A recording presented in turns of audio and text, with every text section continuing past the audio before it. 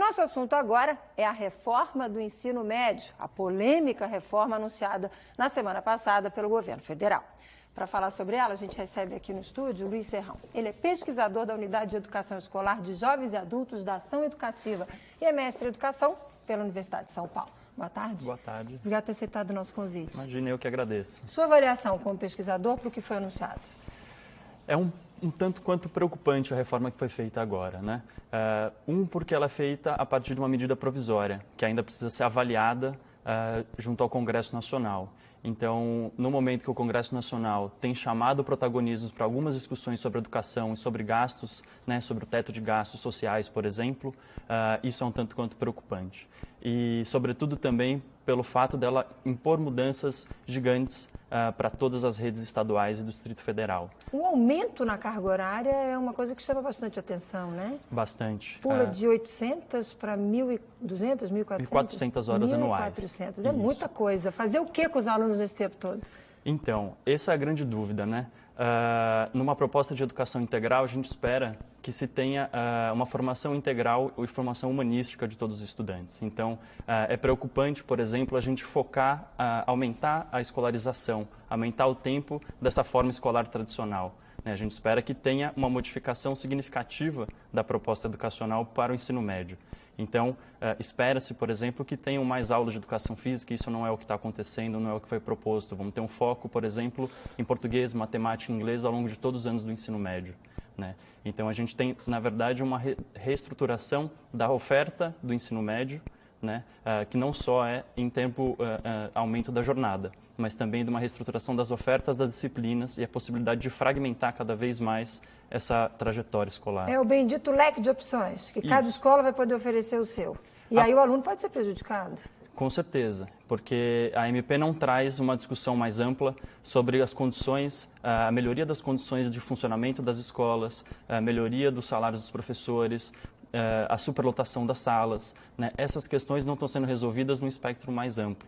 Então, isso tem que ser acompanhado, por exemplo, junto a uma mudança curricular, né? Então, por exemplo, como vão ser as escolas que já estão em situação precária, né? As ocupações das escolas de 2015 agora mostraram isso, né? A movimentação dos estudantes mostraram que muitas escolas estão em estados de penúria, né? Então, essas escolas vão ser... São Paulo foi protagonista nisso, Sim. Né? E São Paulo, Rio de Janeiro, né, a demanda dos jovens tratando sobre isso e pedindo mais qualidade na educação, inclusive passando por ter professor, por ter condições de infraestrutura, condições de funcionamento das escolas e também ter possibilidade de escolher seus itinerários, né? Mudar é importante, mas precisam garantir algumas condições para que isso mude. Como é que São Paulo receberia? Se imediatamente todas essas medidas fossem colocadas em prática, como é que ficaria a situação aqui no estado ou especificamente na capital? O programa estabelecido junto à medida provisória não estabelece a progressiva implementação da jornada em tempo integral, né? Então, algumas escolas são escolhidas pelo Sistema Estadual de Educação e, a partir daí, é feito um trabalho específico com essas escolas. A mudança, a princípio, não são para todas as escolas da rede. Então, a partir do ano que vem, que tudo indica, né, se o Congresso não mudar o que está proposto pela medida provisória, algumas escolas do Estado como um todo poderão ter seu currículo modificado, né? Então, por exemplo, não vão poder ter escolas que ofertam ensino fundamental e ensino médio junto. Não está claro como é que ficam as escolas que atendem o ensino noturno, por exemplo, dos estudantes trabalhadores. Então, ainda tem muito a ser estabelecido pelos sistemas estaduais em diálogo com o governo federal. E a extinção de educação física e arte? Qual é a sua avaliação? É uma avaliação péssima, é uma escolha muito ruim, uma escolha autoritária, né? Então, no momento que muitos sistemas de outros países que são referência aqui para o Brasil, que muitas vezes são citados como referência, apostam cada vez mais em discussão sobre trabalhos manuais, sobre uma formação artística, né? A gente retroage nisso, abandonando parte da nossa formação geral, que é uma conquista, que é uma demanda, né? E é uma conquista da sociedade brasileira ter essa ampliação, a democratização do acesso ao conhecimento. Então, a possibilitar essa fragmentação, uma escolha nas áreas de linguagem ou de matemática desde o primeiro ano, isso com certeza vai reduzir a possibilidade de formação mais completa do estudante. Então, tirar artes, tirar a educação física é tirar a parte essencial do currículo. Tirar a educação física no país que acabou de sediar uma Olimpíada, né? O que pode ser uma vergonha.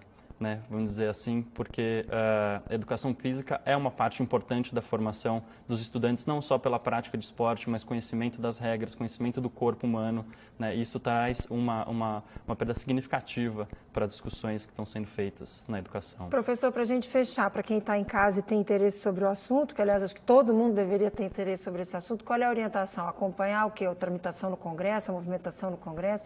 Como é que vocês, pesquisadores, vão acompanhar isso?